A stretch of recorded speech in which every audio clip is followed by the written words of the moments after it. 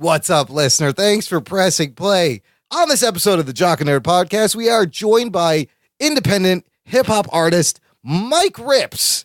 Now, you may have heard us talk and play a little bit of Mic RipZ's music. Rugboy turned us on to him, and we all get to meet him as he sits in with us as we go over the news, and then he turns us on to some of his music and his comic book, Highwayman, and I get to talk about two things that I love, which is hip-hop and comics. We also have some great podcast recommendations, movie reviews and recommendations, and an audio review sent in by a listener, all in this edition of the Jock and Nerd Weekly for Thursday, August 10th, 2017. Check. Check one. All right. This is for all you fans out there. Let's give it up. Be jocking, be nerding. Be funny, disturbing. Be jocking, be nerding. Be spoiler alert. Oh yeah. Be jocking, be nerding. Be funny, disturbing. Oh yeah. Be jocking, be nerding. Be spoiler alert. Give it up one time. What's up, listener? How's it going? Welcome back. Welcome to the Jock and Nerd Podcast. Jock and Nerd, your weekly geek show where we give you comic book and superhero related news, reviews, and interviews every week. My name is Imran. And it's just crickets. Crickets? Well, there's no Anthony. There's no Anthony. Oh, that's right. There's no Anthony. That's why I threw it to you, Rugboy. Why don't you introduce yourself? I'm Rugboy, motherfuckers. He's the Rugboy. What's up, dudes? How's it going? Look, you're screwing up the whole intro, Ruggs. Thanks for following along. There's no Anthony. Anthony right now, which is the jock, if you don't know, he is in Cancun at a resort at a wedding. But joining us on the show, someone I'm very excited to have, someone we all kind of discovered together on the show. He's a producer. He's a DJ. He's an independent hip-hop artist. He's a comic book creator, and he's a podcaster. It's MC Mic RipZ. What's up, Mike? Dude, I'm excited. Wow, that was a nice little tongue roll. That's very impressive. That's what the ladies say. Yeah, I was going to ask you if the ladies like that. Man, thanks for coming on the show. How you feeling tonight? I'm feeling pretty good. Thank you for having me. Peace to Rugboy. Yeah, see? Rugboy, shout out to Rugboy. And look, for the listener, Mic RipZ, I got Rugboy turned us on to him, and you have some awesome songs that combine two things I love, which is comic books and hip-hop. I listened to some of your shit, and I was like, the geek references this guy has, the kung fu music. We got to get him on the show, and I'm so glad you're here. We're going to get to know all about your music and give you a chance to plug all your stuff. But if you're a first-time listener, this is what we're going to do. Here's the itinerary for this journey. We got a little bit of geek news. We're going to talk to Mic RipZ and learn about him and his music and his comic book. And then we got some recommendations from the three of us, little recommendation section. And if we have time, I got an audio review from our Jock and Nerd Podcast science advisor, Adam Morris, of the Dark Tower movie. All very exciting stuff. Mike, I'm glad that you're here and you can check out the full Jock and Nerd experience. Hell yeah. I'm glad you're having me. It's a good time. I was happy you guys hit me up. You said you like two things you like about me, right? Is rapping and, the comic book and geek references, movies, whatever. They can be endless. But I wanted to ask you real quick. I just want to know what kind of rap you like. Like, what is your favorite artist? Real quick. My shit is, in 1989, my cousins introduced me to De La Soul. Run DMC, of course, when they did the Aerosmith song, it was huge everywhere. Yep. I got turned on to hip hop. But in 1989, when I went to visit my cousins in England, and I heard De La Soul, so my shit is Native Tribe Family, De La, Tribe Called Quest, Jungle Brothers, Chia Lee, Black Sheep. Black Sheep is the shit. So I love all that. It was like fun, clever, weird hip hop in the early 90s that you don't really see a lot of these days. But I hear a lot of that in your stuff, and your production is really good. And just the geek references got me right away, dude. I knew we'd... Well, thank you. Yeah. I mean, I definitely, huge influence. Tribe's probably my third favorite rap group. Black Sheep, the Wolf in Sheep's Clothing album, that's one of the ones. But we can get into that later. We will get into that after we do some news after this little sweeper right here. The Jock and Nerd Podcast. Hey, listener, if you want to get in touch with the show, if you want to reach out and touch someone, just visit jockandnerd.com/contact. It's got our Twitter page, our Facebook page, email, SpeakPipe, old school voicemail line. You can use the phone, call, and leave us a message. However you want to get in touch, do it. jockandnerd.com/181 for the show notes. For this episode, we're going to start with some more Deadpool 2 news. Last week, we talked about Zazie Beetz and the photo of her as Domino from Deadpool 2, and she had a little mark on her eye that looked like vitiligo, which, Mike, I don't know if you know, Mike, I have vitiligo. I was really excited. Dude, I listened to the episode and I was fascinated by it. Especially, I didn't know Joe Rogan had it. And, but that's interesting. That was fascinating, that whole discourse you all had about the vitiligo and, Do you know anybody with vitiligo? Do you happen to know anyone? I think I do, but I don't think they know. Oh, really? You know what I'm saying? Like It's just a rash. Yeah. Yeah, exactly. Like I think I know people that have it. I don't think they know they have it, Oh. Sometimes people think it's like a birthmark or something. Well, I know reverse vitiligo. Reverse vitiligo? Yeah, that's when white people turn black. I think I have that. Oh, no. I was making a meta joke. Oh, shit. That happens on the inside is what happens. Yes, it happens. Exactly. It starts from the penis. All right, look, we're going to, it does. I wish. It does. My penis was multicolored at one point. I shit you not. It was Nice. I saw it. yes, Rugboy has seen the penis. I've seen this penis many times. It was a movie. It's a whole other podcast Yeah, episode. a whole other podcast. Look, I want to talk about Josh Brolin. We have our first look of Josh Brolin as Cable. In Deadpool 2, Ryan Reynolds tweeted this out himself with the line, we all have that one grumpy, heavily armed uncle from the future, hashtag premium cable, hashtag maximum asshole. Hey, first of all, are you a fan of course you're a fan of the X-Men Cable. What are your thoughts on the Deadpool movie? I love the first one. The first one was amazing. And a lot of people were hating on it, but my friend and I, Rich, we were doing the Comic-Cons for a while, and the cosplay level of Deadpool was so insane. Like, some people were like, oh, this movie's going to be whack. And I was like, no, dude, this movie's going to make $100 million. Trust me, it's going to make a lot more on the, global market. And then the Deadpool movie was brilliant and a blockbuster. Yeah. Okay? What do you guys think about Josh Brolin? Isn't he Thanos as well? He is Thanos and he's Cable, which is pretty fucking cool for Brolin. Bro, I agree with that, but my thing is, are they going to break the fourth wall in Deadpool 2 being like, well, I'm Thanos anyway? If any movie, that's a good point. I wonder if people will be confused. If there's a movie that could do that, it would be the Deadpool movie. That's what I'm saying. There might be a nod to it. There might be I'm going to just go out on a limb that Cable's going to fall into some purple paint. Oh, I see. There you go. Yeah. Now Thanos is Cable. I wouldn't be surprised. Do you guys remember Strife, Cable's brother? Yes. That pussy. I would love to see him in the movie. Why not? Yeah, but you had Cable in here. For the listener who doesn't know who Cable is, he's a convoluted character created by Rob Liefeld. It's actually Scott Summers, Cyclops' future son. Yep, exactly. Comes back in time, and he has a fucked background and history. I'm not even going to try to explain it, but you guys, let's start Rugs. What do you think of this look? Of Josh Brolin as Cable? I mean, what did you expect? I mean, he doesn't have shoulder pads. I'm a little disappointed, but he has pouches. Yeah, so he has pouches galore. Pouches, check. Cybernetic eye. He's got that. Yeah, that was there. Scar over the other eye?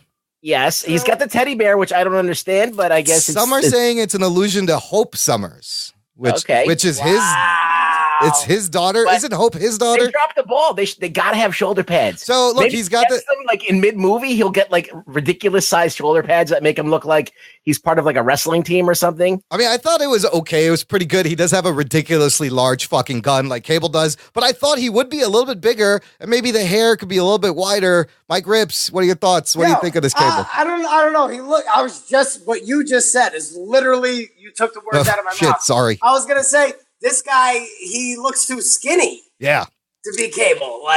The shoulders, I mean, I guess Josh Brolin, he's relatively a big guy, right? Yeah. Well, yeah. Well, nothing's ever going to compare to the comics. Yeah. I mean, No, of course not. Oh, Rob Liefeld with the hourglass feet. Yes. That's his new thing. Yeah. Like, by the way, shout out to Boston Comic Con. We'll be there. Lifefield's there this weekend. Oh, boy. What's it called? I wanted to tell you that, Imran. You need to go over there and give him shit for me. Dude, we have a black book, me and my partner, that's got already the black book that we have. We're trying to get everybody in it. We already have Kevin Eastman, Simon Bisley. We got, I forgot his name, the guy who drew the Cramps record covers. Oh, wow. Yeah, we got already. Drew Struzan is about to be at. Yeah, he's going to be at this thing this weekend. We're going to get him in there. That's the one. What's in the book? Just autographs, or you get him to draw shit in there? Oh, no, yeah, sketches. Yeah, nice. It's always sketches. Nice.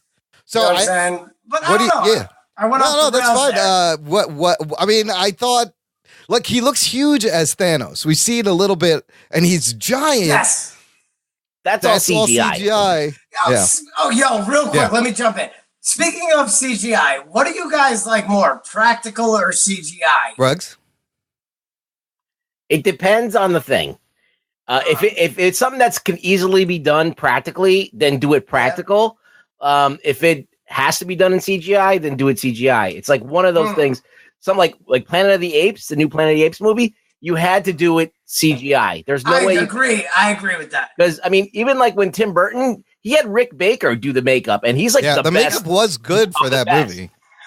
So, but they could not make like the action like of all these things happening without CGI. So they were going to have to even incorporate CGI into it. And the problem with CGI is that when you tie it to practical effects, there is a latency. So like when you can see the difference between CGI and the effects, people can tell. You either have to make the choice to do it all CG or all practical. No, I like the third way. I think you should have a nice combination, a balance of both things. One can enhance the other. One of the things that I was shocked, and it's like the stupidest thing that I found out, was that in Batman versus Superman and all the Zack Snyder movies, they CGI his Superman's fucking cape all the time, even when it's just like you're shooting the top of him. Like, just put a fucking cape on it. Bro, if you look at it, you can. I assumed that. But it's silly. For some shots, you don't need to CGI the cape. You're wasting money. Just put a fucking cape on. I totally agree. That's just pissing money into the wind right there. It really is. So, I mean, I think this cable works in this universe so far for the Deadpool too. We'll see. Maybe he does get. I would love some big ass shoulder pads and just something ridiculous. I think they're holding off on the shoulder pads. I think they're going to bring him in. And that's going to be a surprise little nod, I think, hopefully. It may be a thing where he puts it on and he's like, this is ridiculous. But, you know, all the other elements he's got for the most part, the eye, the gun, the pouches. If he lands in purple paint or gets purple coloring, I'm going to shit my pants. They definitely, I think they will fuck with that. I mean, if anybody's going to do it, Ryan Reynolds is going to try to pull it off. This movie, of course, directed by John Wick and Atomic Blonde's director, David Leitch. John Wick 1 and 2.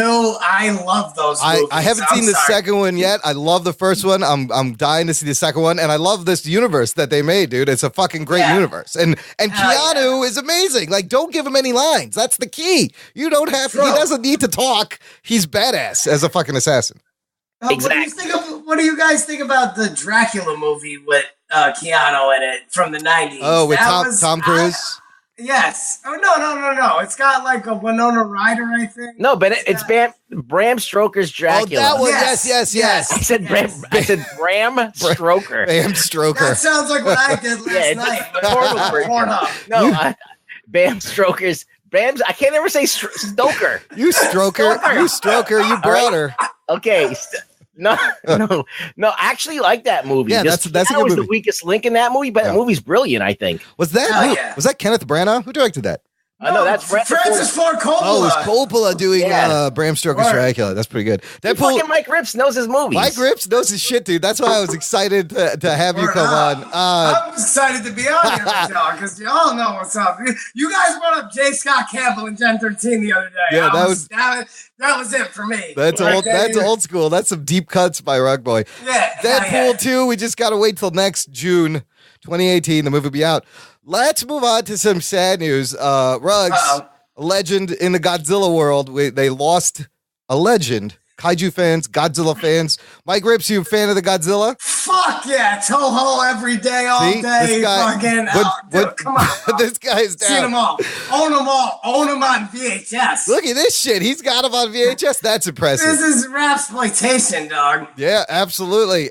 So the man behind the monster, Haru Nakajima, the guy who wore the Godzilla bodysuit for every Godzilla film from the original to 1973's Godzilla vs. Megalon, died at 88 earlier this week. It was a life well lived. Yeah. He loved his fans. He would come to all these cons and meet the fans and do the meet and greets. Even to this day, even in his 80s, he would do Was it. he at G-Fest just recently, or did he come last year? I think he was there the year prior, I think he was there last year. That. Yeah. I saw a lot of Godzilla fans posting, their heartfelt condolences, and it hit big with, I'm sure John Bellatti's out there. Yeah, all the guys from G-Fest, they really love Godzilla. I mean, G-Fest is a place for real fans, right? Yeah. And that place is obviously a place that Nakajima went to pay respect to the fans. And it's really sad that he's gone, but he lived a long life, and he was really like a pioneer. Yeah. Like being in that hot suit, like bringing Godzilla to life. The movements and the motions that we're used to. That was all him. In this Variety article, it says, this is kind of interesting. It says in an April interview, Nakajima explained how the original 1954 Godzilla costume was created from ready mixed concrete. Oh, shit. Whoa. Though other reports describe it as a special plastic, since commodities like rubber were in short supply after World War II. As a result, the actor was forced to wear a suit that weighed up to 100 kilos. 100 kilos. Nakajima added that he was given little direction on how to portray the monster and conducted his own research by studying animals in the Tokyo Zoo. So, he went to the zoo and tried to mimic a bunch of crazy animals in one. That's really cool, dude. This guy set the body movement for Godzilla forever. Yeah, it was the template. He was definitely a pioneer and innovator, and a lot of people had to follow in his footsteps. I mean, he did Godzilla even into the Late Showa in the 70s and stuff. So, wow. or late 60s at least. I might be overstepping my bounds here, but I know that he probably did Gigan. I think he did. That was the last movie. But yeah, definitely. It's heavy that he died, but I wish everyone, all the fandom, to remember him. And you remember that he was a special guy. Absolutely. Yeah. Mic RipZ favorite Godzilla movie. Can you pick one? Kill all monsters. Okay. Every day, all day. No question. I was going to ask you. It's funny you said that because that was literally going to be my next question to y'all. What's your favorite kaiju Toho movie? Kill all monsters. Seconded by the one, I don't remember the name. It's like Jet Jaguar. That's the Godzilla versus Megalon. Yes. Yeah, that's it. That's it. Totally right. Totally. You're on point with your Toho. RugZ knows his Godzilla. I'm the least biggest Godzilla fan. Anthony's a big Godzilla fan. No, yeah. That one, the Jet Jaguar shit is the hardest. Yeah, they really throw down in that one. They really get busy. It's cool. There's 4 fights. There's 4 or 5 good fights in that one. Yeah, and Godzilla does the drop kick. Kill all monsters is the hardest shit. Yeah, destroy all monsters. I have to correct. Exactly, destroy all monsters. Yeah. Godzilla Kill nerds. all monsters. Who the fuck knows? I saw it in the theater on a big screen at this weird theater I used to go to in Connecticut, where they had some weird, cult classic movies playing at midnight. Well, that's awesome. I saw Godzilla versus Mechagodzilla, the new one from the 90s, in a theater. Oh. And there was nothing but nerds in there. And I felt weird. I wish I was there with you, bro. Yeah, it was a fun time. Well, we had to pose for a picture at the end of it, and I was like, "Whoa!" It's I don't know if we could fit all fit in this picture. Everybody was weighing at 300 plus. They all look like Godzilla. Anyway, not to diss the fandom, not the equivalent height. That's no. Yeah, the weight was right, but the height wasn't. RugZ, what's your favorite Godzilla? Oh man, there's so many that I like. I can't even go down that road right now. Okay, I like if I'm gonna watch one movie over another one. I don't even know which one I would watch first. So for me, like I was saying, I saw Shin Godzilla, and I'm not I haven't seen a lot of the older movies, but I kind of like the Shin. It was weird. Have you seen Shin Godzilla, Mic RipZ? No, I have not. That's fascinating. It's a weird movie. There's a lot of reading. It just came out on DVD. Wow. Yeah, you can get it on DVD and Blu-ray. And now. it's dubbed on DVD, so you can Wait, real quick. It's called Shin Godzilla? Shin Godzilla. Check it out. That's the newest Toho Godzilla, the latest one. It's like a reinvention. Wait. You mean it came out recently? Yeah, it came out last year. Wow. And Toho's still out. Yep. Yeah. And it's another. It's not a spin-off of the first movie. It's its own. They rebooted it completely. Yes, From it's a reboot. Toho did a reboot. Real quick question on that note. Have you guys seen It Follows? I heard that's good. I haven't seen it yet. I want to watch that bad. It's on Netflix. That's what. Yeah. That's a. I don't know. It's an Asian movie. I don't know which country, but it has not the Toho Godzilla thing, but it's a monster. It is a monster, things. and you can. I have that on my Netflix, which is a perfect segue for our next topic. I want to talk about the world of streaming media a little bit because a lot of crazy shit happened this week with Netflix and Disney. Let's just start with the fact that Netflix, a place that was just a place to rent DVDs and watch other people's movies, they bought Mark Millar's whole IP. They bought Millarworld. Oh, shit. Millarworld, which is crazy.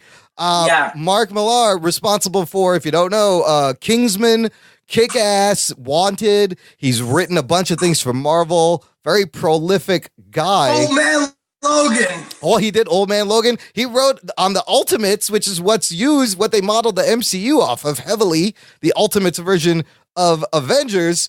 He did Superman Red Sun, if I'm not mistaken. Yes, you are correct. Yes, that is a great book too. So from him himself on his website, he said he starts it with this: Warner Brothers bought DC Comics in 1968. Disney bought Marvel in 2009. Today, Netflix purchased Millarworld, and I'm still blinking. This is only the third time in history a comic book company purchase on this scale has ever happened. So for Netflix to come and buy his creator-owned comic book company is crazy, and now they have a whole bunch of content that they can adapt. That's actually a brilliant move on Netflix's part.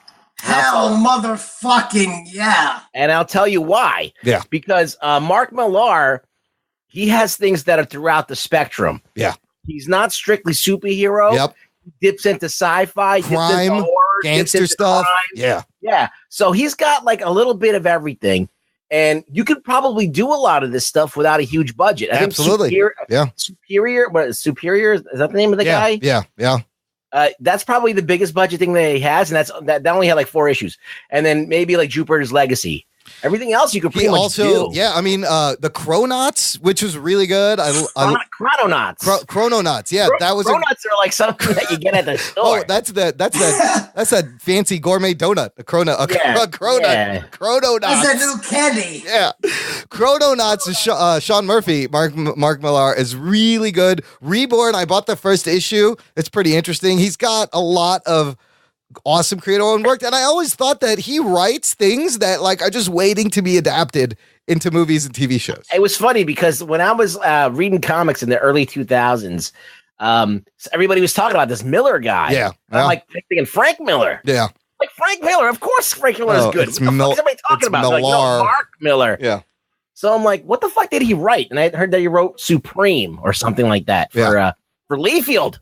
Is it Leafield? Yeah, Image all day. Yep. Yeah, so he was at Image, and then like he started doing like stuff for Marvel, and he started breaking out and like doing crazy shit. And I started reading his stuff, and it came to me, and we talked about this many times, that he's simply not writing comics for comics' sake. He's writing IP to sell. Yep. So basically, Miller has been that's heavy, dog. He's been setting this up, making shit to set up for TV series and movies all day long for the past 10 years. This is the way you do it. This is the way you do it. I love in terms of the artists that he works with. Great names: John Romita Jr., Sean Murphy. That's my dog. Dude, John Romita Jr. is great. Frank Quietly. Dave Gibbons worked on him with one thing. The Watchmen, or the what's it called? Dave Gibbons wrote. He did Kingsman. Yep, Mark Millar, Dave Gibbons, and actually Matthew Vaughn. Which is called Secret Society. Kingsman: The Secret Service, also written by Matthew Vaughn, who made the movie. So to your point, Ruggs, they are planning all this shit from book to movie. He's worked with Lionel Yu. Lionel Yu is another great one. Yes. Yeah, and McNiven. Yep, and all another those fuckers. Yeah. Like, I mean, he plucks the best talent out. He's really a good creative force. This is very exciting for Netflix because he'll have complete creative control. He'll get to experiment and make things the way he wants to do it. So that's crazy. And then the next thing, so then, this news breaks, and literally the next day, news breaks that Disney is going to pull its content from Netflix. Oh, shit. By 2019. Was this a checkmate from Disney? So let's look at that in a second, because Netflix has amazing original programming. They do this huge fucking move by buying this IP, and Disney's like, you guys want to, and now, so they kind of want to make their own Netflix. And to their point, you would be like, why should I pay you licensing monies to play this when I could just do this myself and set it up? I don't know if this is a good idea, because that day, both of their stocks, Netflix and Disney, went down. That tells me that people are like, this may not be a great idea, and they already don't have faith in it. Because if you think about the streaming movie landscape right now, Netflix is kind of like the Spotify. I think they need to look at the music industry, what they went through with the Napster, through iTunes, through Spotify, how the record labels were fighting it and couldn't figure out a way to get this to work. Disney, is this behind the curve for them? I don't know. This is very interesting. So basically the deal is they're going to take their live action animated Pixar movies off. Bob Iger has said he's not sure about the Marvel and Star Wars content. That may be its own streaming service, but the TV shows, the Defenders, the Daredevils, those are going to stay because Netflix actually produces those. It's a different deal. Now, as a consumer, Mike, let me ask you, do you do Netflix? Hell yeah. And this whole thing you're explaining is so convoluted. Yeah, a little bit. Can we just get our shit, whatever it is? Well, like, I'm an idiot. I'll tell you right now. I'm like, what would you pay Marvel for a separate service, or would you just stick to Netflix? What would you do? I don't know. It depends. That's a very good question, because I would like to stick to Netflix, because that's just what it is right now. Yeah. I don't like when things keep changing. Yeah. You know what I'm saying? And I don't mean to sound like a conservative dickhead. That's not what I am. But what I'm saying is, it keeps changing. Like, how you get content changes. Yes. It keeps changing and changing, which is cool. Like, and the way we get it now is cooler than it's ever been, because it's so directed. But what do you guys think? Like, it's so directed to your thoughts. Wouldn't it, like, I remember I used to listen to Howard Stern back in the day, right? And that was the only thing optional that is, like, there's 100 shows that are like Howard Stern nowadays. Yeah. You know what I mean? Yeah. Well, the thing is, it's like, how many things are you going to pay for? Yes. That's the question. Yes. Oh, no, I'm not paying for shit, dog. Yeah.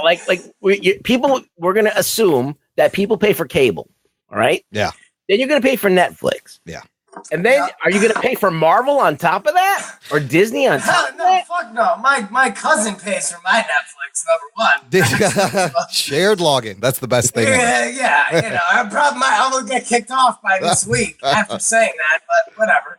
You know, I don't know. That's a good question, dude. How many are we going to have? This is what we're heading towards, is everybody wants to make their own Netflix. So not only there'll be a Disney app, Warner Brothers DC is putting out their app with original. They're launching with a live Teen Titans show, Young Justice Season 3. Yeah. The new Star Trek show is on the CBS All Access app. Then you have Hulu. You have Amazon Prime. They all have original programming. Dogs. Yo, check it out. It's going to be like this. It's like right now it's like up in turmoil, but eventually it'll be like you'll be only paying for exactly what you want to see. Which I don't agree with that on a level. It's like you should be able to channel surf and stumble into something you might not agree with on whatever level. Yeah. But, you know, like that's what's defective about this revolution. There's no chance of, like, you know, discovery anymore. Discovering new stuff. Yeah. Exactly. Cable, I think, is on its way out. Now, another reason why I think another reason I think this is a mistake for Disney is Netflix has 100 million subscribers right now. You are that's insane. So why would you leave a platform where people know how to use it, they love it, they're invested, and now you're removing your content? Give me a rundown. All right, here we go. Here's the rundown. prediction. Yes. Okay. What's going to happen is no one's going to want to pay for all these things. All right. Yes. All right. So someone's going to get it up the ass big time. It's either going to be cable companies or Disney's going to get it up the ass, or it's because you're not going to pay like 7 times 7 times 7 times 7. You do all that extrapolate that. Even if you kill your cable bill, you're still paying for internet to download this shit. So you're paying $50 a month without anything. And then if you start cherry picking different things, you got Hulu, Amazon, and Netflix. That's 3 already. 3 times 7, 21. Add that to the 50. I don't know. I can't do math, but it's your $70 already. That's too much. Yeah. No, Ruggs, you're absolutely right. And all you got to do is look at the music industry just in the last 2 decades when they couldn't figure out what to do and people were trying proprietary downloads and methods. What happened? Piracy increased until Spotify figured out how to get record labels to let them stream the shit.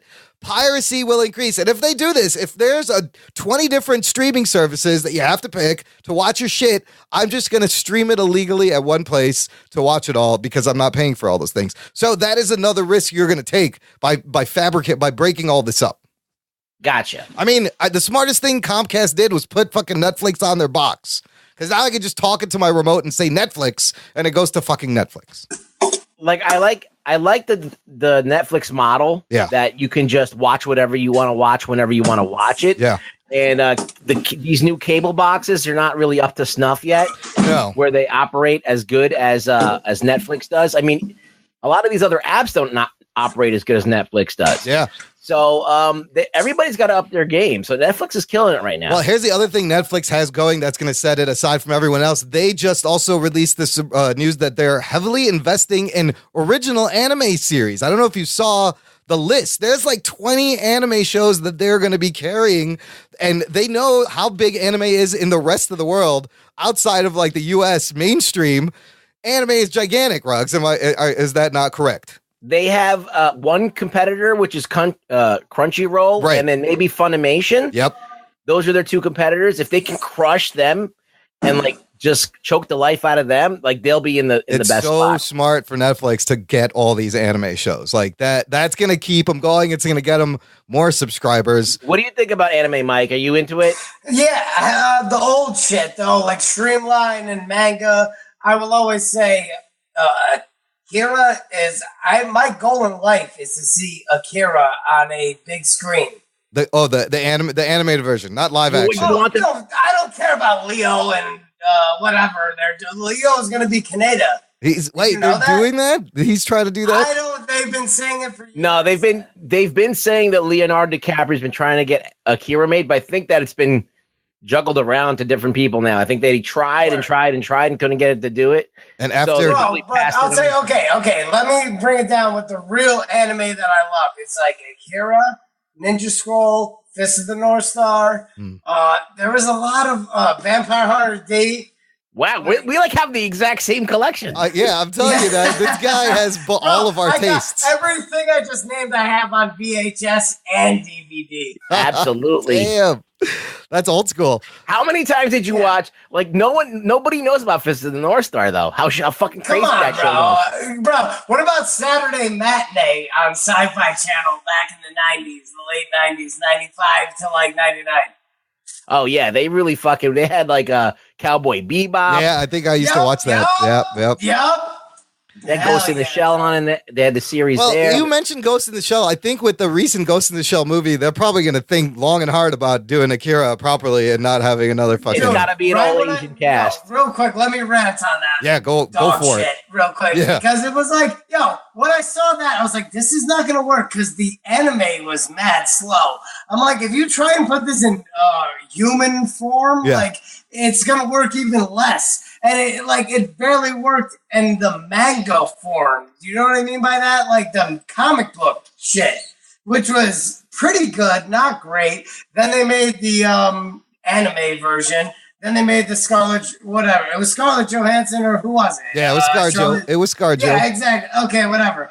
Garbage. It doesn't work. some mediums work better Yeah. in comic book or film. And you said we got what's it called coming up, Dark Tower. Which Yes. a lot of people. Yes. They did, which relates directly to what I'm talking about. Yeah, we'll get your thoughts on that. And it's another. I mean, that movie's been trying to make for a decade, and they fucked with it so much. But we will hear from Adam Morris. Okay, this whole thing with Disney making this money grab for their own streaming service got me thinking. I found this interesting article.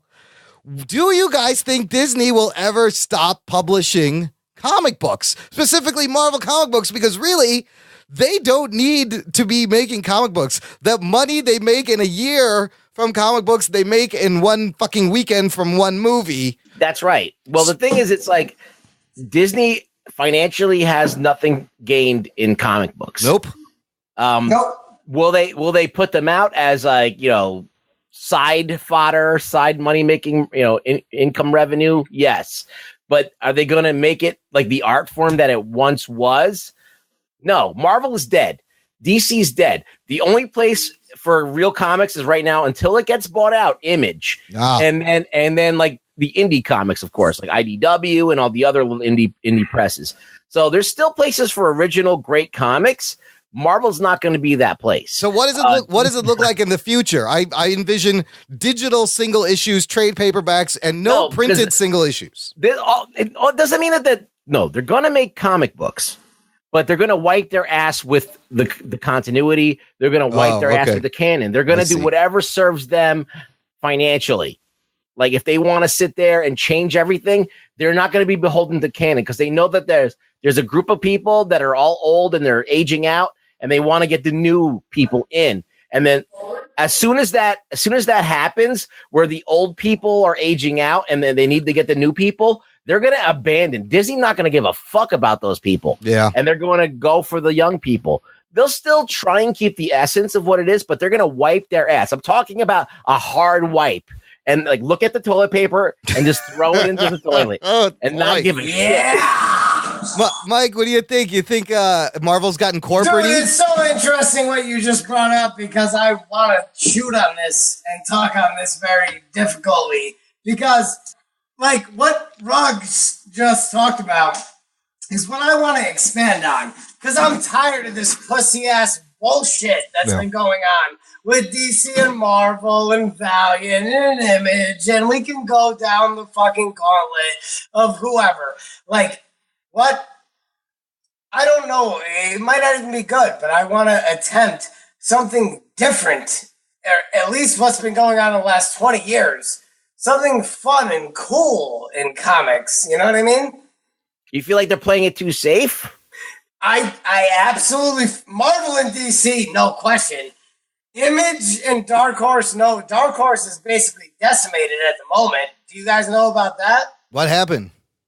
I don't know. Like, they don't really have what's going on. They're not really making too much. What happened? Well, IDW came up and snatched up about a bunch of IP that they had. Enough with IDW, because like they did the Kurt Cobain comic book. I want to know your thoughts on that right now.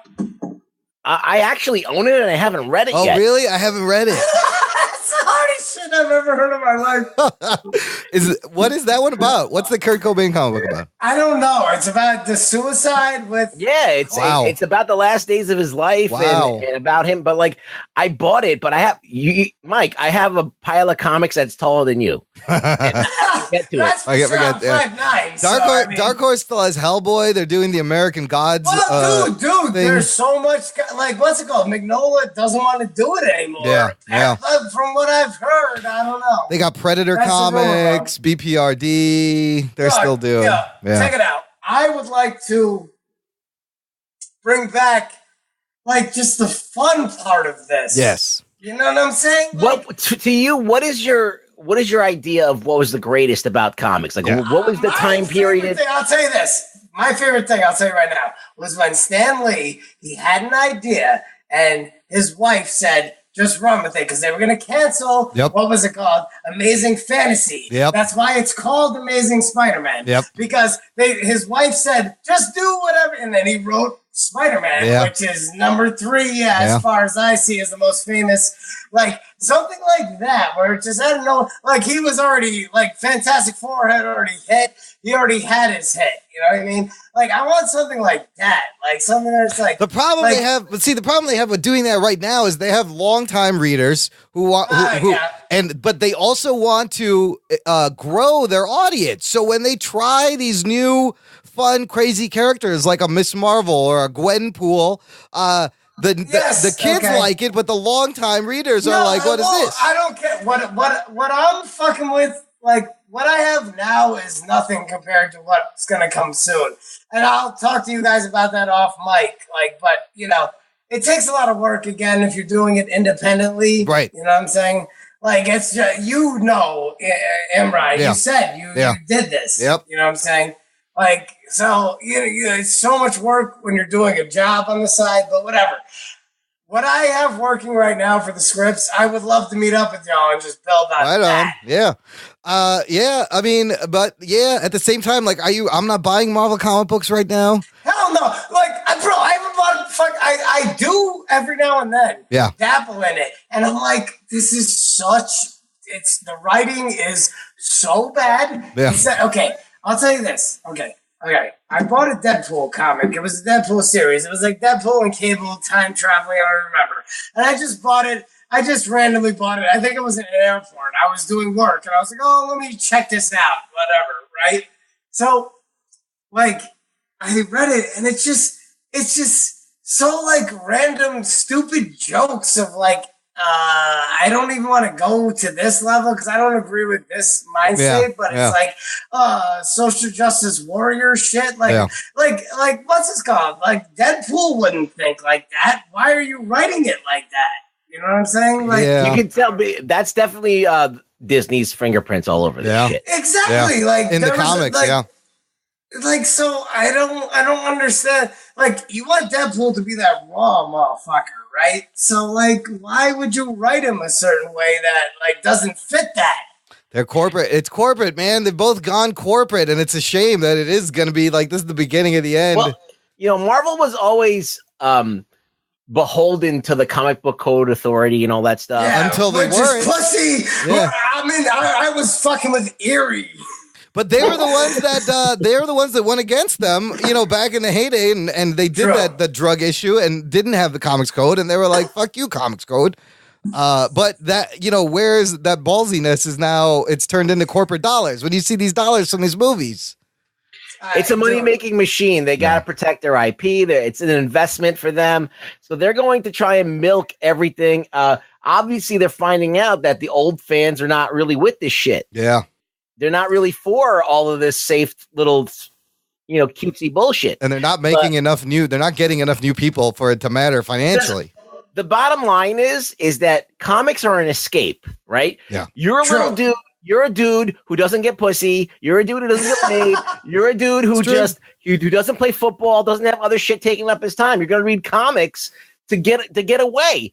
And you're not going to want to be in a safe. You already live in that world. You live in that super politically correct world. Yeah. You don't want to be in that. You want to see Frank Frazetta big booty girls. Yeah, dog. You just went. You want to see. Right.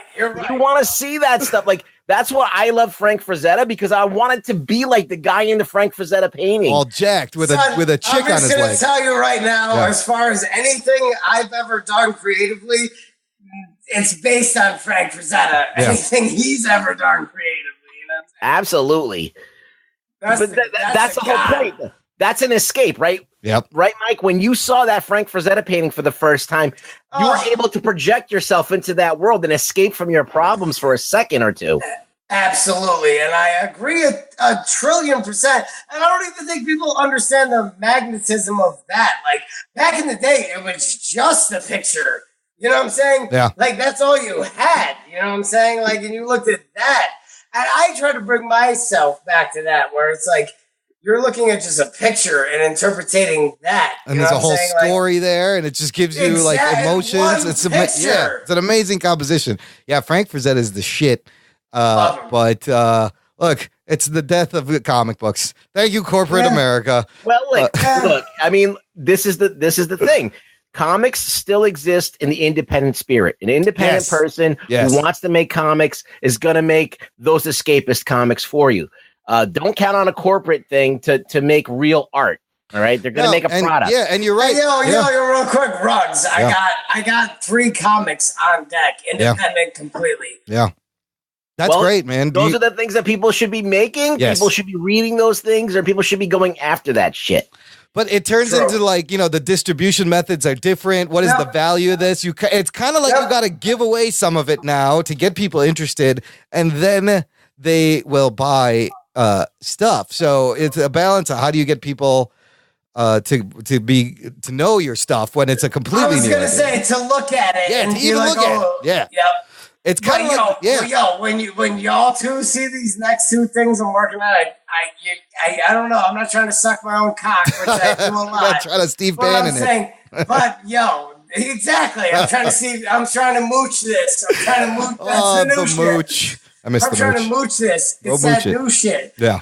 And regardless, when you guys see these new ones, I think you might like it. I'm excited. All right, one last thing before we take a break in the news. True. This is has nothing to do with comic books or superheroes, but our listener Chris Williams posted this, and he's like, Imran put this in the show notes.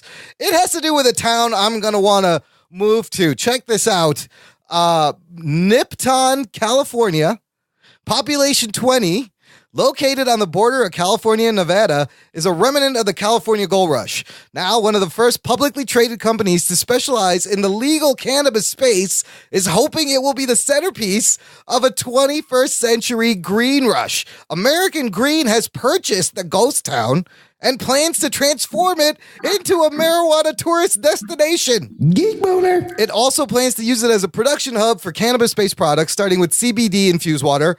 CBD, or cannabidiol, is the non-psychoactive part of cannabis. Doesn't give people who ingest it the high feeling.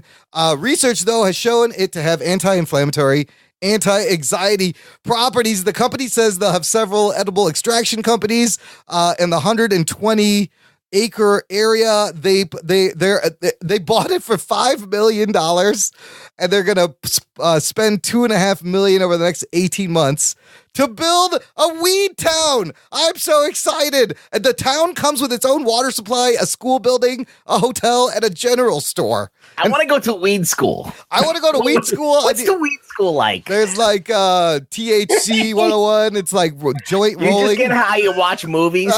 Is that what weed school is? Yeah, you learn how to roll different joints and how to extract. You learn how to grow.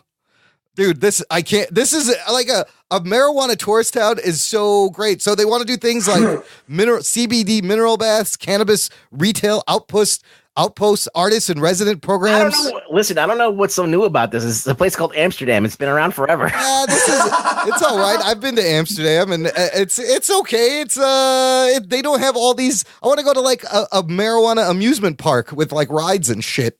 What would those rides be? They just spin you. They just spin you around. They don't do anything. You take a bong hit, and then they just toss you over a fucking large wall. Yeah, they just kick you and give you roll down a hill in a tire. Take a hit off a joint and roll down a hill in a tire. Whee! Yeah. So everyone moved to Nipton, California. There's only 20 people living there now.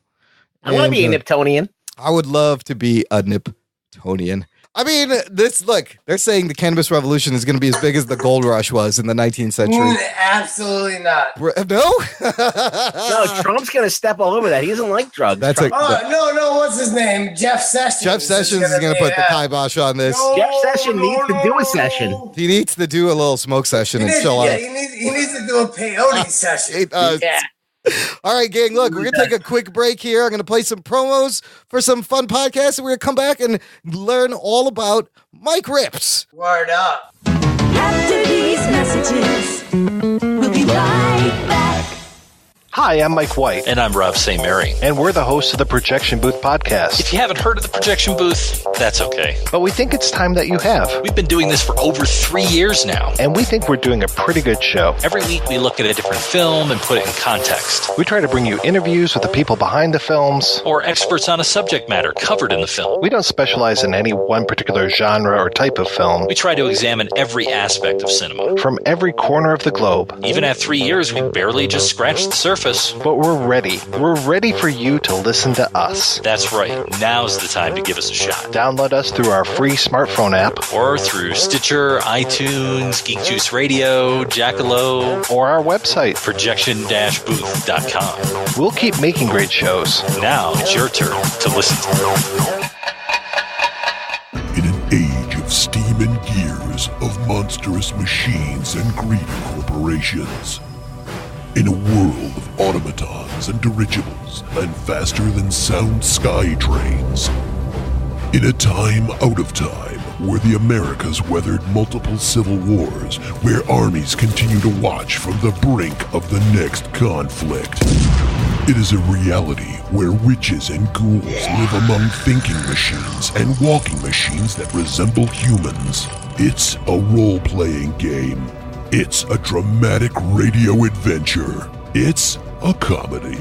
It's the Steamrollers Adventure Podcast, available on iTunes or at rigstories.com.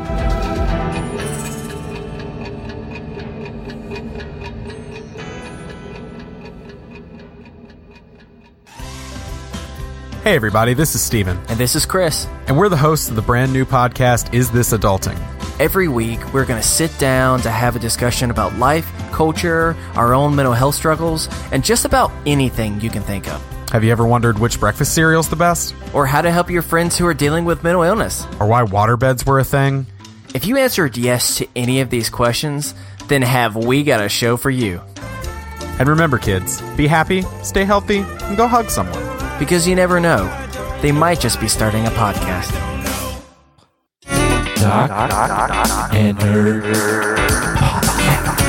What's up, listener? Thanks for enjoying the show. And I don't know if you know, but there's more show to enjoy. If you have been enjoying the program, feel free to give some back. Join our fan club on Patreon, jockandnerd.com/Patreon. For a low monthly pledge, you will get access to hours of bonus content. It's an exclusive podcast feed. And I got to say, shout out to our new patron, Thomas. Jock and Nerd. Yes, Thomas, just one name, Thomas, signed up and this week. So what's up, Thomas? I hope you're enjoying the content. John Thomas? I don't know. It's just Thomas. He didn't even have a last name. It's just like, you have a new patron, Thomas. So we thank you. And everyone on the Patreon, check it out, jockandnerd.com/Patreon. All right, Mic RipZ, man. What's good, kid? What's good is I'm fascinated by you, and I want to know what came first, bro. Your love of comics or your love of hip hop? Give us the origin story. That's so hard to call. I would say comics first, rap second, punk rock before the rap. Nice. You know what I'm saying? So give us the Mic RipZ origin story. Where was he born? What horrible accident did you survive to become a superhero? In Manhattan. Right on. I was born in the place, Lenox Hill Hospital. Lived in fucking Queens for a while till I was 2. And then fucking went to Westchester County. And then went to Texas for a few years. Yeah, that's a weird one. And then fucking came back to Connecticut, New York. And back and forth from forever. I lived every hood in Connecticut, and I live in a not gentrified part of Williamsburg, Brooklyn, which is shocking in 2017. Yeah, I didn't think there was a... He lives on the one block that's not gentrified. It's weird. I want to take pictures and send it to you. I said this to Imran. Yeah. I was hard He's to still believe. keeping it hood in Williamsburg. Keeping it hood in Williamsburg. How long you been rapping, though? I don't even 30 years. Wow, really? Damn. Yeah, I'm 34, right? Oh no, so 25 years. Right on. And we talked a little bit about some of our favorite rappers. Who was like your biggest influence growing up that wanted to do rap? It's so tough, man. The biggest influence, I don't even know. Like, I hear a little bit of WuTang in your stuff. Yeah, I was like, whoa, Cool G rap. Yeah. Method Man, fucking MF Doom. Yeah. MF Doom is legit. I like MF Doom. Yeah. Man, like it's so like Gangsta Nip. I don't even know, bro. See, like when I was trying to describe Imran to you, we were talking on, on the phone, and I was like, "Yo, this dude, his music is kind of like, how Beastie Boys links all of these call outs to all these different things." Beastie Boys are my second favorite band, right? of all time. But he does it like in a WuTang way. Yeah. So that's what I would do. I would take WuTang and Beastie Boys, roll them up in a ball, and That's a good call. That's a good call. I was listening to you. Like, son, I might masturbate in the bathroom later tonight thinking that. That's a fucking geek motor to him.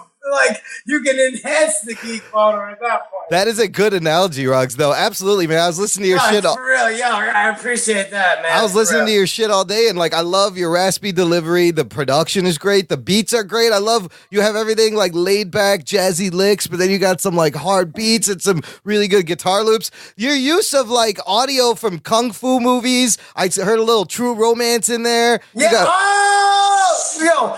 Let me ask you guys a question Yeah. as far as Quentin Tarantino, because I'll tell you this: as I grew up writing rhymes, and writing scripts for the comic or whatever, I'm like, my two favorite writers as far as writing outside of writing raps is Stan Lee and Quentin Tarantino. Yeah. I love Quentin Tarantino. You grew up in the 90s. When you saw fucking Reservoir Dogs and Pulp Fiction, like everyone, I lost my shit. And that's the thing about Quentin Tarantino is that he writes dialogue that really tells you about Quentin Tarantino. Yeah. So when you watch when you watch a Quentin Tarantino movie, you're watching a movie about something, but you're really watching a movie about Quentin Tarantino. So I want to ask you guys a question. What do you think? Do you fuck with Quentin? Number one, do you like him? Yes. Of course. Yeah, absolutely. He's one of the best. So what do you think is his best script, not movie, script? So, he wrote True Romance, right? Didn't he also write the serial killer movie, Woody Harrelson, what was it called? Natural Born Killers. Natural Born Killers. It's not his dialogue, though. It's not his dialogue, but he wrote the plot, I guess. Yeah. Man, I don't know. But to your point, Ruggs, he writes what he knows, which is why the dialogue is so fucking great. I love Kill Bill. Yeah. I love Kill Bill a lot. I love Pulp Fiction, and I love True Romance. Those are my three favorite Quentin Tarantino movies. I still really love Reservoir Dogs, Pulp Fiction, True Romance. Absolutely is probably the top. Mike, what's your favorite Tarantino? I gotta say Reservoir Dogs, but I love True Romance. I wish I could put True Romance over Reservoir. True Romance is so good. I could do every line from that movie from beginning to end. The thing that I know you guys like is that Quentin wanted to make it a guy who writes comics, but a guy who writes scripts, but they made it a guy who likes comic books, right? Yeah, and kung fu movies. And you know what's weird? They have this Sleepwalker shit. You know what I'm saying? You know what I'm talking about? The Marvel comic Sleepwalker. That's what's it. That's the shit he opens. That's right. I remember that. Yeah, and then he goes to see the Sonny Chiba movies, and I love how you use all that kung fu audio. The martial arts movies I could go and just never stop. You know what I mean? When did you start? Did you start putting in the comic book references from the beginning when you started to rap? Because I'll tell you a story about my life. This is the thing. My mother was pregnant, and my dad brought her to a double feature. Okay? All right. 1982, I think, because I was born on December 22nd, 1982. My dad brought my mother to do a double feature, and it was Alien and Blade Runner. Nice. Holy shit. While I was in the womb. Yeah. And since then, things have been weird. You absorbed all that stuff in the womb. Absolutely. Yeah.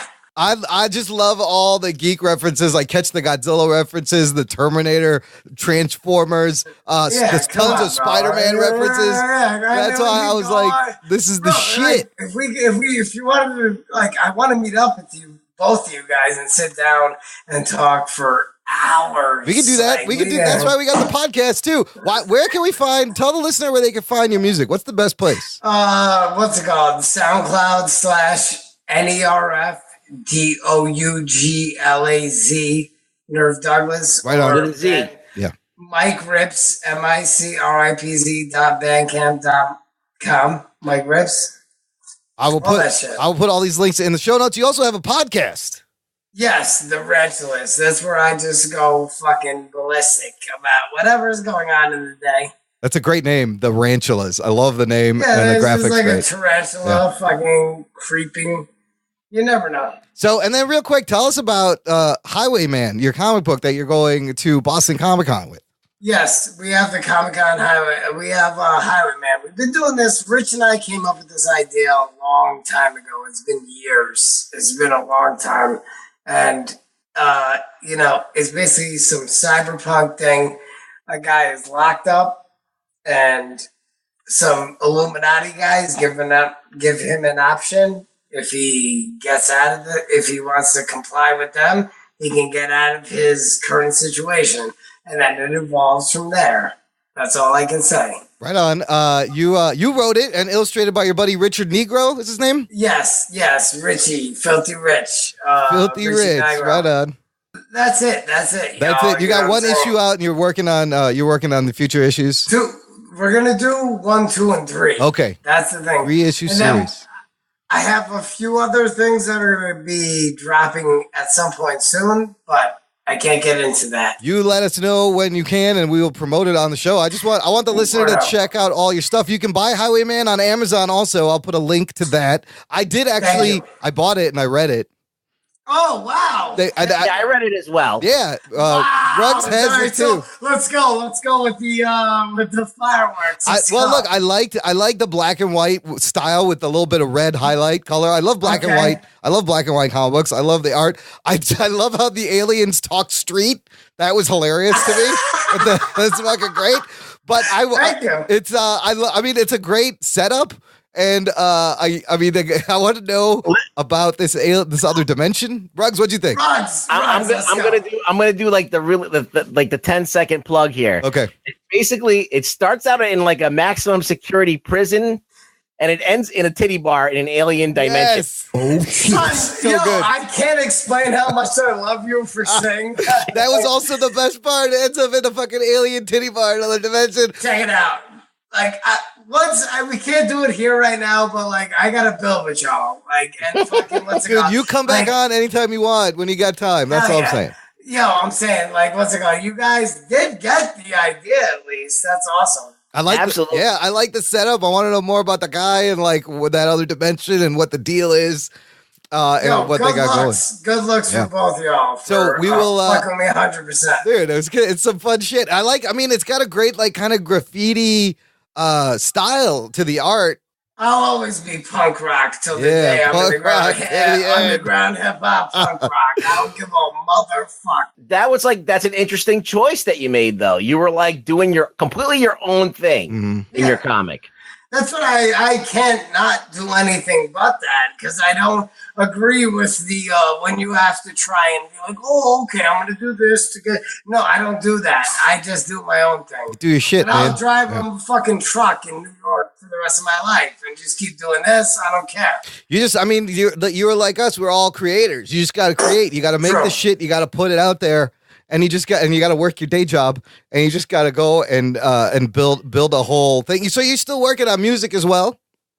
Absolutely. I got 2 albums coming out. Right on. And I have Highwayman issue 2 and 3, and then a few other things. But yeah, music, fucking movies, me talking about movies. Right on. That's what I mean by that. Right. And comic books, me writing the thing. Dude, prolific writer. How many songs have you put out? You have a lot. I noticed you have a lot of shit out there. I think I counted at least 20. At least. I was going to say 65. Yeah, your SoundCloud page has at least 60 tracks. But again, I keep removing it because I have to put the stupid ass fucking talking thing the podcast on there, yeah. But I just renewed my thing where you have to pay for more bandwidth. and I did it. So you know. I don't know if you heard. Have you heard about SoundCloud's financial troubles as of late? No, but I just fucking gambled on it. It's like putting money into the stock market. Yeah, just keep an eye on the SoundCloud. I don't know. People are like, they don't know Lord. how much longer it's going to be around. But dude, prolific writer. Writing is writing. You write fucking lyrics. You write scripts. You write movies. You just you got a lot to say, and that I love the music. You have shit. Do you like one thing better than the other, like making the music or making the comic book? No, I don't really. I just like enjoying the moment of having fun. Where it's if you're having fun writing a comic book, or you're having fun writing lyrics, whatever. Who gives a fuck? You know what I'm saying? So you're just doing it for the sake of creating it. You're just you're just gonna make raps. I'm gonna clarify something right now. If you're not doing it for that reason, stop now. Yes. Yeah. That's the only reason to do it, because you love it, and that's part of who you are. Never start anything going, this is going to make me a lot of money. Look, this is the thing. And before we get off with you, I know you got to bounce. I want to say one thing. Go ahead. You always, when you create something, you think, oh, this is going to be blah, blah, blah. But that shouldn't be the reason you're doing it. Right. No. You always think in the back of your head you're going to have some kind of success with it or whatever. Exactly. But the reason that you do something is because you like it. Yeah. And because that you want to share it with other people, and you hope that other people will take it and absorb it and like bounce it back to you and say, and it'll be a back and forth. So that's the reason that you do it. You're really at the end of the day trying to communicate to other people, and you can't have a communication in one direction. It's got to come back to you. And it comes from passion and the urge to create. Like whether it's a drawing or doing this podcast. Yeah, we get feedback, and it just want to make keeps stuff. us going. Yeah. You know what I'm saying? But we would do it regardless of the feedback. Mike, you have any? First of all, do I have your permission to add a song at the end of the show? One of your songs? Yeah, go with that one. You sent me. What was it called? The Harlequin, Repentant Harlequin. Repent Harlequin. TikTok man. All right, that's a good track. Listeners, stick around to the end. I will play that. But what are your favorite? What would you tell people to check out? Which are your songs? I like Nicki's son. Our listener Daniel Nosker, who has Geek Street Podcast, he really liked Nicki's son. I'm trying to find the names of these songs. There's a couple of great tracks you have, dude. Word. Just check it out. Like if you like comic books and weird movies and all that kind of crazy shit, sports too. Like even you know what I'm saying, I do all that too. Like boxing, like football. Horn High Yo is a great song. Oh yeah, that's a bet you can make in fucking what's it called? Vegas shit. VIP Crashers is really good. Pure Rips is a great song. I like. Gentlemen of you rap with other groups like Gentlemen of Harvard or with other groups. So you have like one called VIP. That's a good one. Crashers. You got another song, Straight Rips, Listerine. Yeah. You got Graffiti Western. You got all Graffiti these Western. I like that's that one. The Graffiti Western. I like that one. Bars on it. All right, Mike, man. I know you got to bounce. Thank you so much for your time and turning the listeners on. I was excited that we all like kind of discovered you on the show, and then you were on the show. That is so cool. Oh man. Good lucks, dude. Like 100,000,000,000% love y'all. Dude, listen, and fucking Imran, I love y'all. Oh, you're the best. We love you too. You're welcome back on anytime when you got more time. We'll talk. We'll do a 3-hour show. I don't give a fuck. We could just shoot the shit. I'll go for a while. Right on. As you can see. Good luck at Boston Comic-Con. And good looks. And I'm expecting your new shit, man. Thanks for hanging out. For sure. Thank you so much, guys. Love y'all. All right. Thanks a lot, Mike. Peace.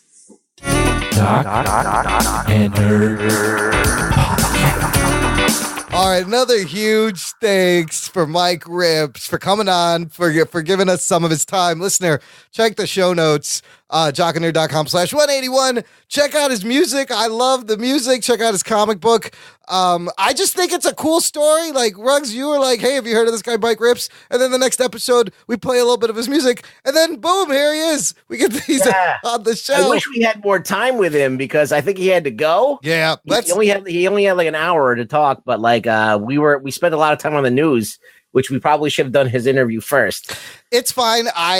Look, you know me. I mismanage money. I mismanage time. We'll get him back to talk more, but the guy knows his geek shit, dude. He knows his stuff. I was very happy. I feel like we could talk to him for hours. Well, you don't expect the guy who raps to know all about this shit, right? And he really does. He knows about all of this geek shit. He knew his Godzilla. And he throws it into his music. I love it. He's constantly referencing it. So it was nice to kind of see who does that rapping.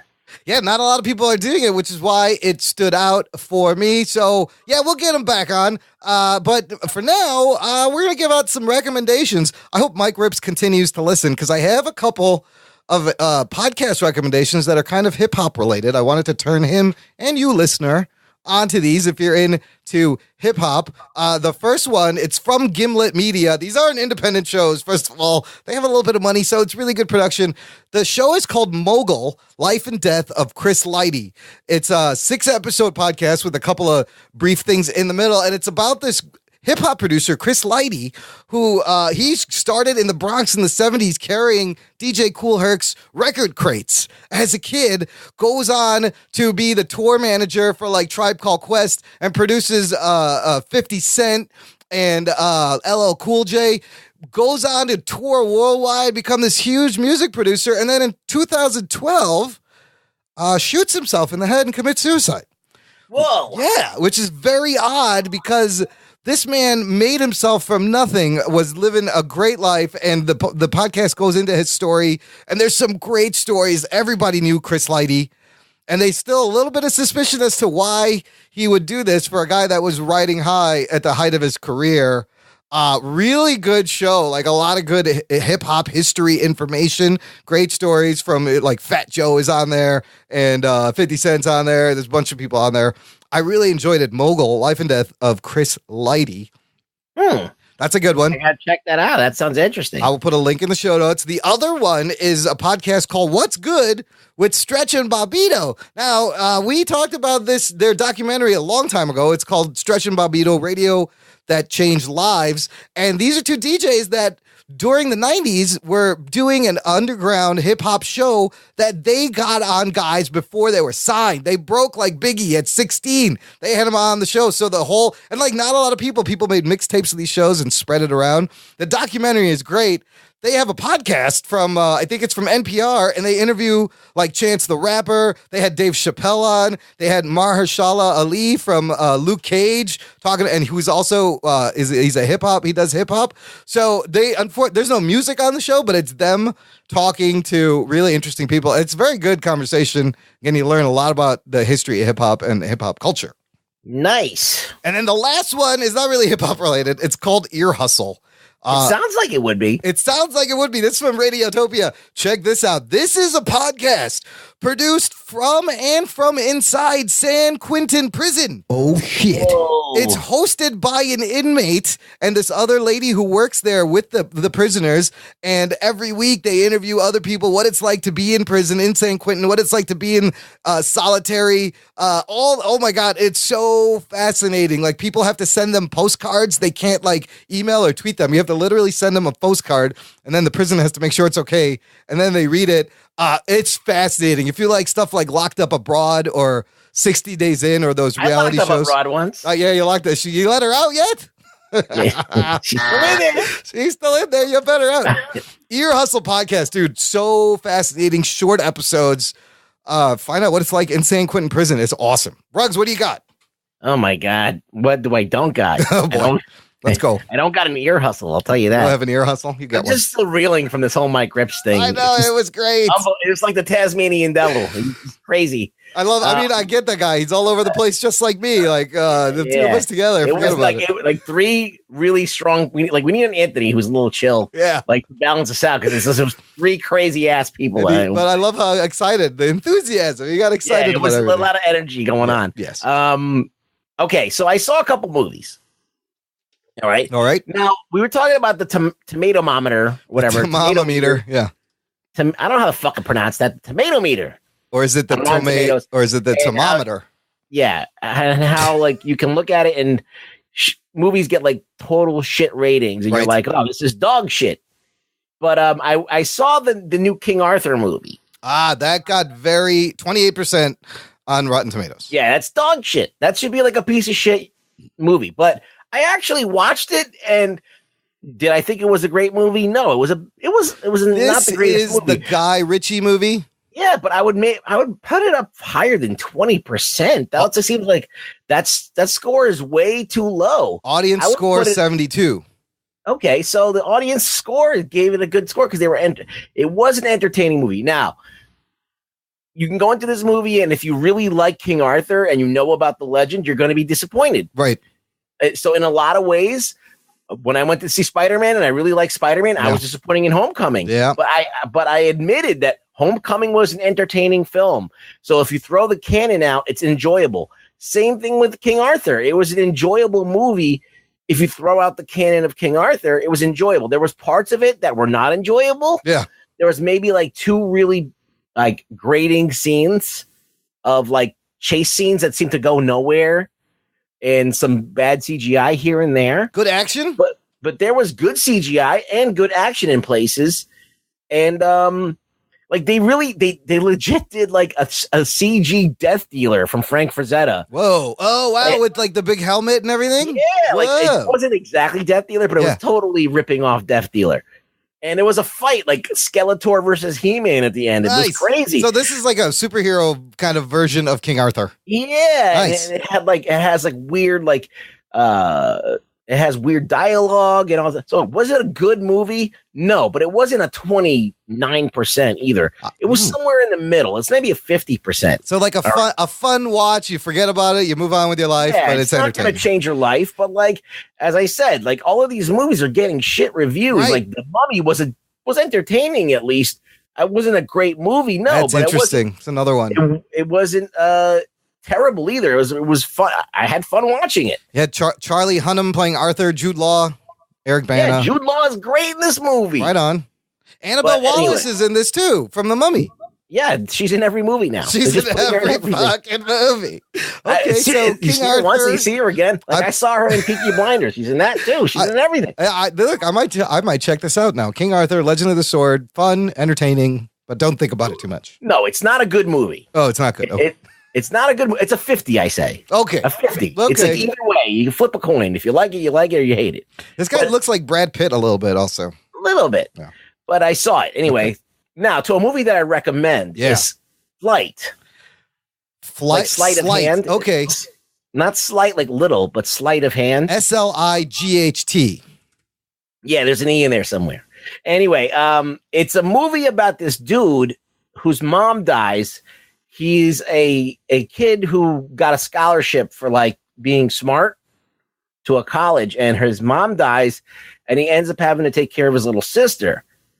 So he's scientifically smart, and he's also a really good like sleight of hand magician, like David Blaine.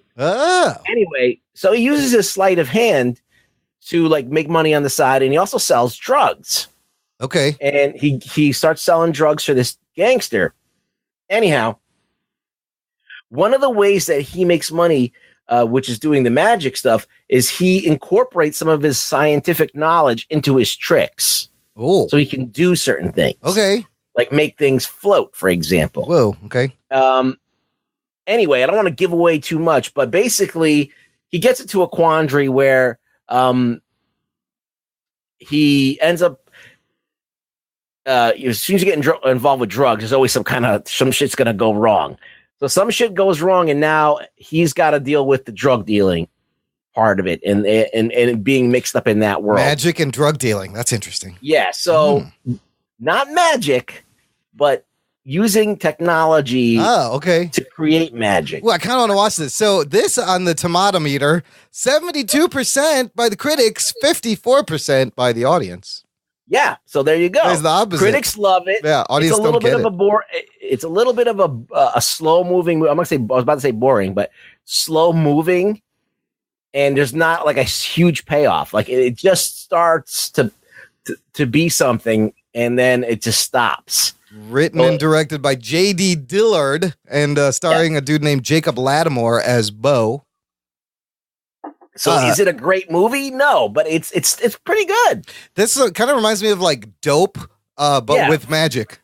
with for a sleight of low hand. budget film, a small movie, to do something attempting a superhero in a way, it's interesting. Right on. I kind of dig that. I think I would totally. I'm going to watch this movie. It looks is it cool. going to compete with Homecoming? No. Is it going to compete with Guardians of the Galaxy? Not. But in more, the fucking, maybe more like a Chronicle kind of thing.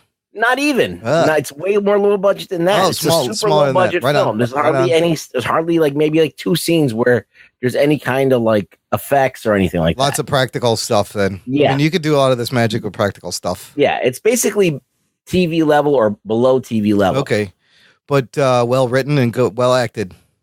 Yeah, cool. It was an enjoyable little flick. Right on. Slight. Check it out. I'll put links to all this stuff in King Arthur. And last thing we have a lovely audio review. Here's a couple of minutes from our resident podcast science guy, Adam Morris, who just saw the Dark Tower movie. Hello, everybody. This is the Jock and Nerd Science Guy, Dr. Adam Morris. I am just checking in today to give you a quick review of The Dark Tower. So I have a long history with these books. I read the first ones when I was a kid. I would not recommend letting your 9-year-old read these books, but I kind of stole them from my mother because the artwork was so incredible in a couple of the original volumes that I really got hooked, and I wanted to know what the stories behind all this art was. The first book opens with a really classic line: "The man in black fled across the desert, and the gunslinger followed," which gets your mind reeling a little bit, being like, hey, who's the gunslinger? Why is there a gunslinger in this world? Who is the man in black? Why is he chasing them? And why the hell are they in the middle of a desert? So it engages you in the story immediately. And then throughout the story, Roland meets a little kid named Jake, who, it turns out, is introduced into this desert world from our world when he died. So this is the first kind of inkling in the story that there's connections and there's more to the story than just kind of a straight-ahead Western. But that's really the only sci-fi kind of element you get in this story.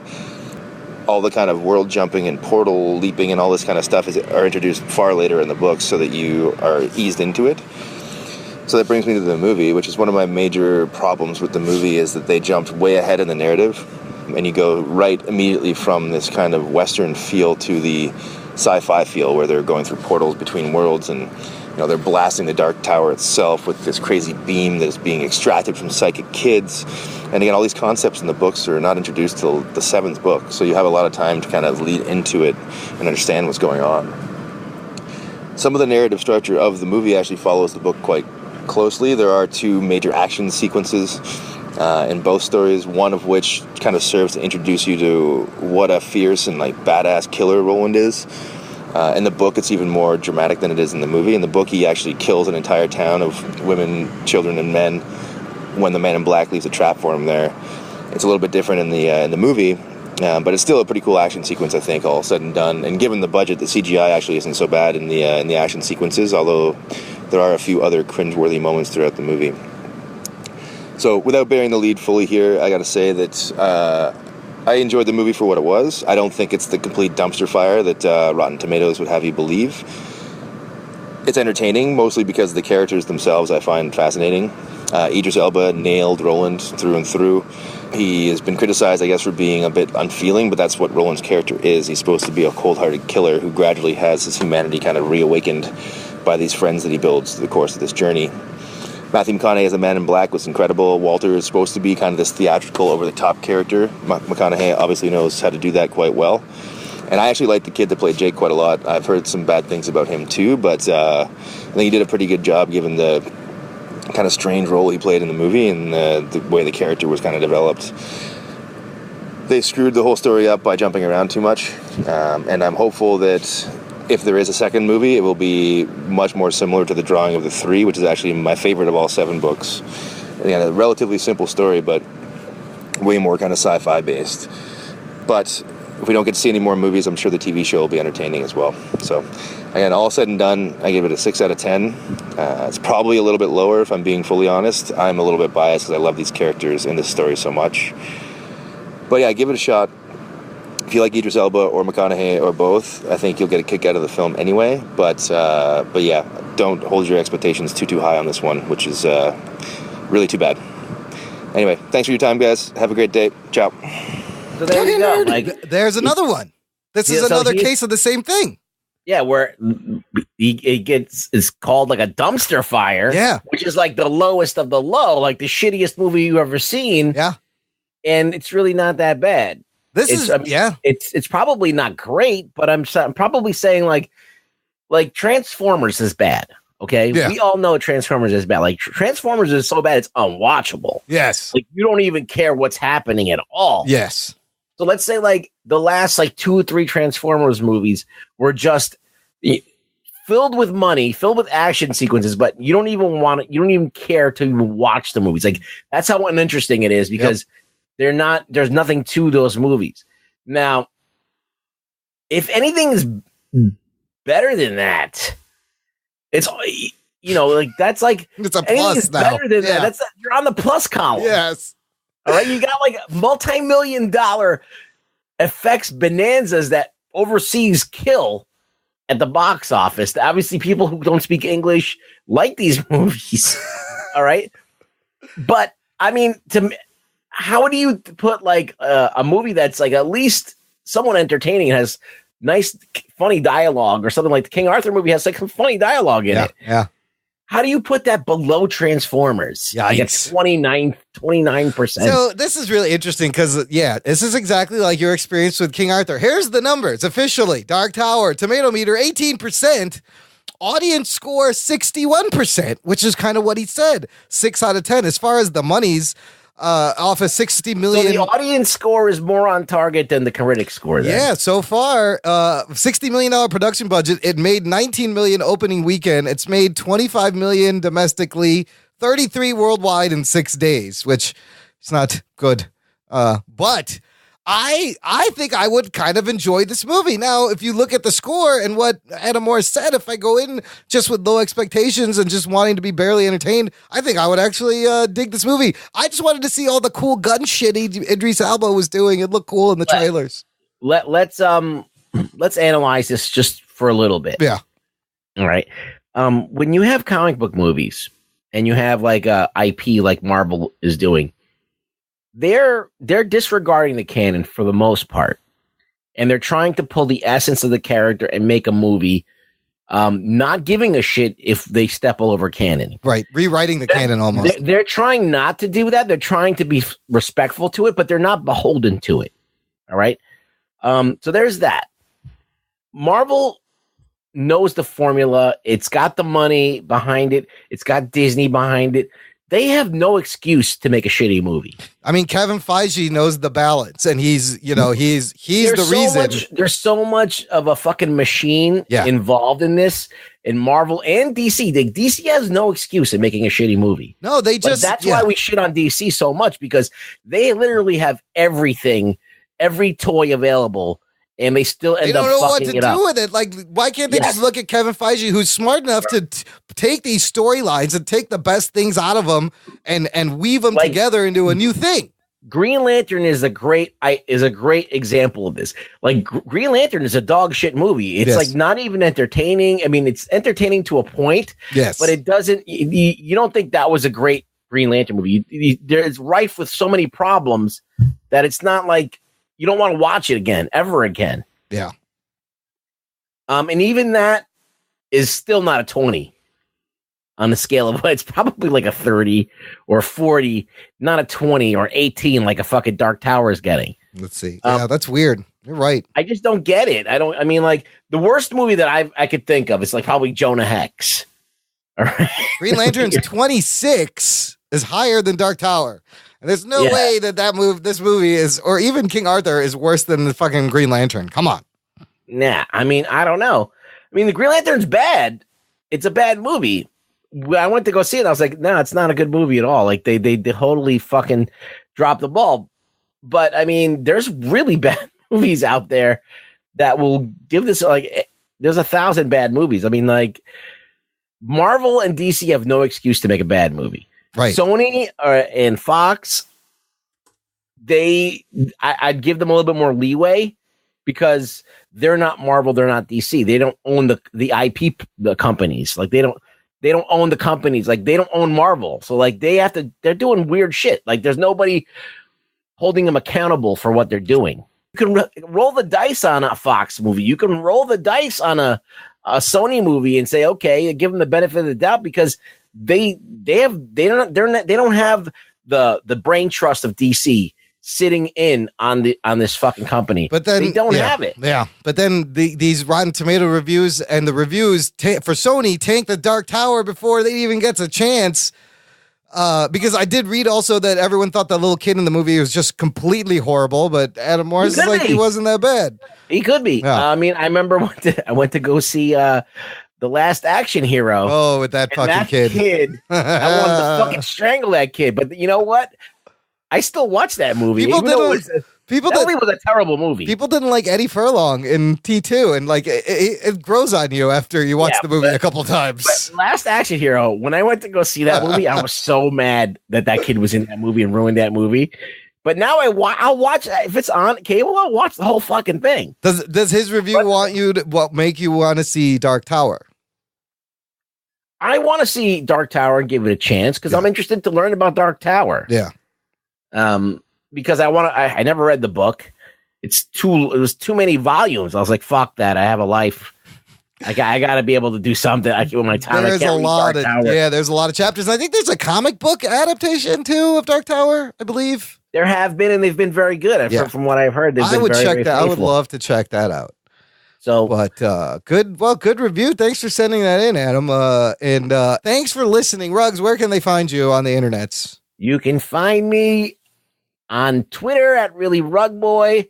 Come by, say hello, and I'll retweet you. Another huge thanks to Mic RipZ for coming on the show. Check out the show notes. Check all his stuff out. And finally, most importantly, tell a friend. Spread the geekery. Jock and Nerd. This has been the Jock and Nerd Podcast. Thanks for listening. My name is Imran. My name is Rugboy. He's the Rugboy. And he's the nerd. We'll peep you next time, but remember, keep it playing, because right after the closing music, you're going to hear a track from Mic RipZ, and we'll check you next time.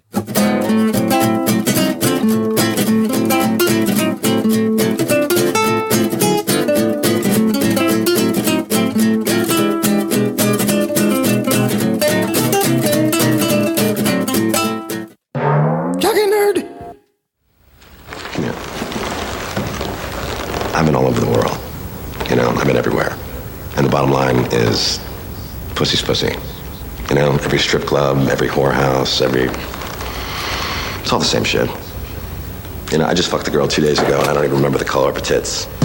But this is something you never forget, right? Right? Summon out a dungeon, other side of the Hudson. Was dusted in public with blunts lit fucking. Steampunk mechanical arm piece that's rusted. Gears rusted, maniac like Bill Lusted. J4 he, scorch beats, blowtorch teeth. We tore deep, North Fleet of the Northeast. I'm a beast, makes a big meech in the creech. Iron sheep, bout to feast, bang the shit in your Jeep. There's no tomorrow, I live like Brick Bardo. 5:45, still sniffing fish cargo. Don Darko, heart colder than Fargo. Got a S&M, bitch, more whips than a car show. Hustling mad Buddha, got a stack Gouda. Stick and move, maneuver like Zap Judah. Splash a Red Bull in a glass with Mad Dubra. Whole 50 bag of Kush, all packed in that hookah. The money, the cars, the power, the name. The mic, the boot, the passion, the pain. The drugs, the bitches, the fortune, the fame. Sacrifice stress, it's a war, it's the game. The money, the cars, the power, the name. The mic, the boot, the passion, the pain. The drugs, the bitches, the fortune, the fame. Sacrifice stress, it's a war, it's the game. Guess who y'all? I'm rude y'all. My mind's like Melvin Udall. A bunch of wild gorillas, we belong in a zoo y'all. Shit talking turned into brawling in a pool hall. Right after I told your girl she resemble RuPaul. Think you spitting game, trying to holla at a lame bitch. I tell a player that they ain't shit like Stephen A. Smith. I'm wasted, L's I'm facing, back to the basics. Gazelli shades, ox blades, Adidas fat laces. Losing my mind, bitch it ain't my fault. About to double full clip out of 4-5 cold. When one time get called, then I'm Usain Bolt. Fuck vodka and rebel, I said bourbon and Jolt. Microphones, I murder, maneuver, killer Joe Cooper. Ninja Turtle verbal, a connoisseur of the sewer. It's a loser and a drunken stupid, fuck your producer. See me on the streets rhyming, I don't fuck with computers. The money, the cars, the power, the name. The mic, the boot, the passion, the pain. The drugs, the bitches, the fortune, the fame. Sacrifice stress, it's a war, it's the game. The money, the cars, the power, the name. The mic, the boot, the passion, the pain. The drugs, the bitches, the fortune, the fame. Sacrifice stress, it's a war, it's the game. Valiant, with my talents wrapped around medallions. Biohazard, a student in Newcomb High graduates. Grip mics till my hands cover covered with calluses. Screaming all these rappers talentless. I'd rather play the pacifist. Stick up in a jar if you let me hit it, ma. Baby, I like it raw, like shimmy, shimmy, yeah. 2 seconds flat, had her titties out of bra. Too bad she had the clap, and she giving me applause. Got a bad habit for bitches that's acting ratchet. 42nd Street strolling with the roaches and the maggots. With my 7 Siamese twin hiding in a basket. Keep it cold, classic acid till they drop my casket. My penis is detachable, collapsible, retractable. Set it off the metaphor, special force tactical. Boxcar full of bombs headed to the capital for the Bilderberger New World Order trilateral. The money, the cars, the power, the name, the mic, the booth, the passion, the pain, the drugs, the bitches, the fortune, the fame. Sacrifice stress, it's a war, it's the game. The money, the cars, the power, the name, the mic, the booth, the passion, the pain, the drugs, the bitches, the fortune, the fame. Sacrifice stress, it's a war, it's the game.